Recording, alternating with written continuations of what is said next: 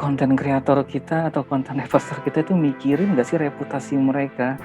Atau jangan-jangan mereka mikirnya ya reputasi itu adalah seberapa banyak orang yang subscribe dan seberapa banyak orang yang like konten mereka. Padahal reputasi itu bukan cuma itu ukurannya, tetapi juga bagaimana kita punya tanggung jawab moral, punya etiket, ya. Nah, karena itulah kita penting memahami etiket. Rule of netiquette, ya. Apa saja sih? Ini yang pertama.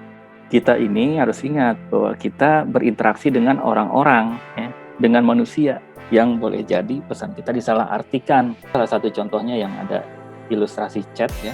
Kita sama-sama paham ya, yang menjadi etiket di media sosial adalah kalau menulis dengan huruf besar semua, biasanya kan itu sebagai sebuah ekspresi kemarahan kan biasanya, dan wajar ada pertanyaan kayak gini, kamu marah ya? Karena ini cara kita menuliskannya adalah dengan huruf besar semua. Yang kedua adalah hormati aturan main, ya. Nah, biasanya saya ketika diundang oleh teman grup alumni SMP lah misalkan, saya memberikan usulan kepada admin, tolong dibikin aturan main dulu nih di grup kita, apa yang boleh dan nggak boleh dibahas gitu. Akhirnya dibikin kesepakatan, contohnya nggak boleh share berita-berita yang sara, nah, kayak gitu segala macam, nggak boleh share yang porno-porno. Yang penting kita harus menghormati aturan main di mana kita berada.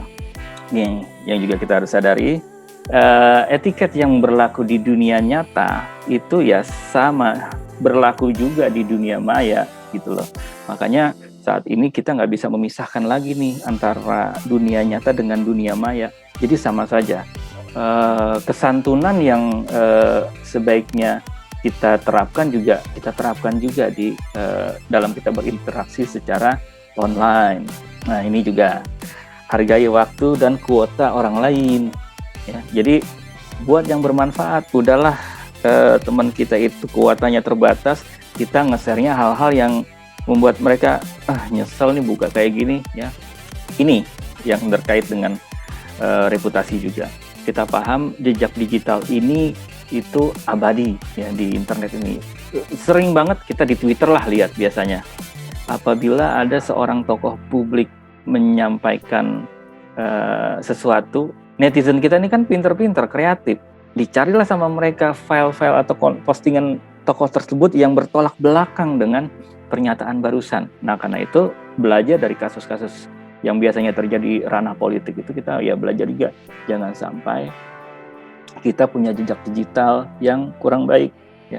Makanya penting banget kita memikirkan reputasi jejak digital kita. Nah, ini juga yang keenam, berbagi hal positif, tunjukkan kemampuan dan pengalaman kita.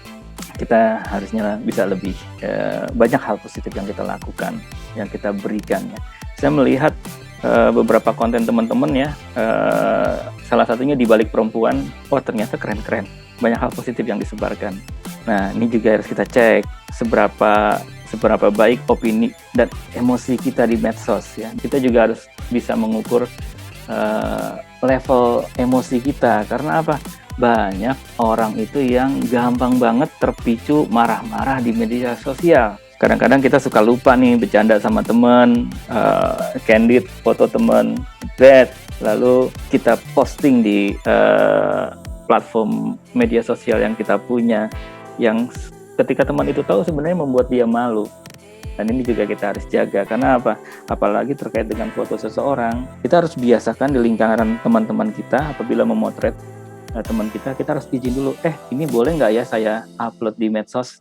Karena belum tentu orang itu setuju kalau dirinya itu dipublikasikan.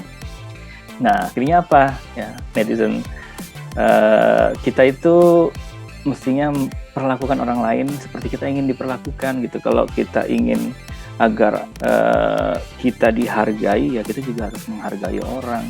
Kalau kita nggak ingin dimaki-maki sama orang, ya kita juga jangan memaki-maki orang. Ini etiket yang sangat simple sekali, ya. Yang ke-9 ini, dan yang terakhir adalah ini yang kadang berat dilakukan. Jadilah orang yang pemaaf, ya.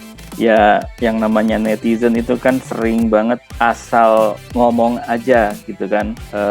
Akhirnya ketika dia mengaku salah kita tidak memaafkan, tetapi kita balas lagi dendam. Ini kurang bijaksana. Sebaiknya kita lebih menjadi seorang yang pemaaf ya. Apabila orang sudah mengakui kesalahannya, ya sudah, nggak usah dibully lagi.